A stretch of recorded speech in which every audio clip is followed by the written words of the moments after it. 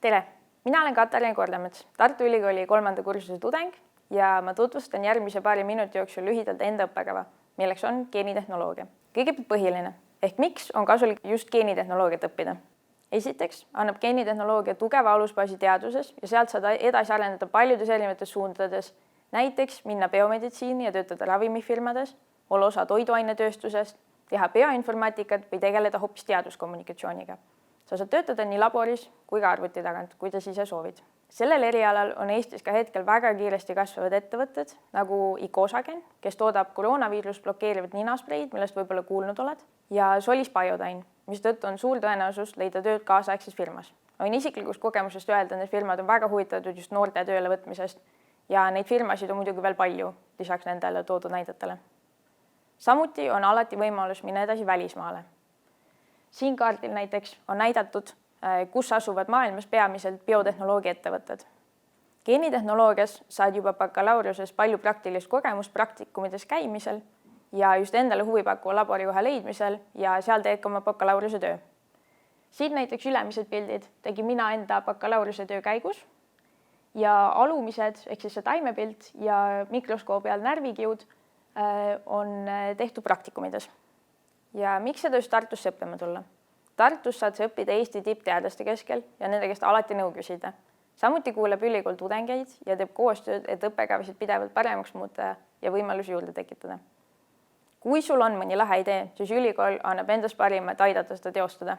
Tartu on ka superkoht ülikoolis käimiseks, sest ülikooli kõrvalt saab osaleda erinevate seltside ja korporatsioonide töös ja juba bakalaureuse ajal praktilisi oskusi arendada ja päriselt midagi korda saata, mis annab suure eelise näiteks tööturul.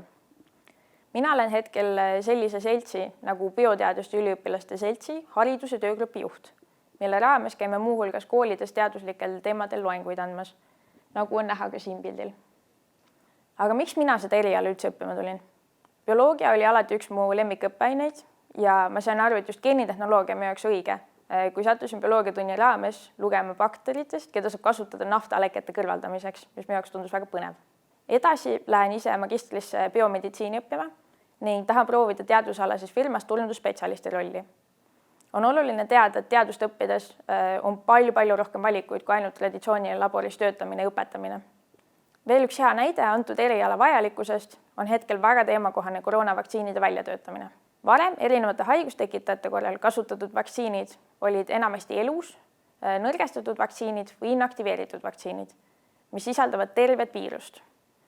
Paljud koroonavaktsiinid on aga mRNA vaktsiinid ehk siis kõige uuemat tüüpi vaktsiinid, mis võeti nüüd koroonakriisi käigus kasutusele.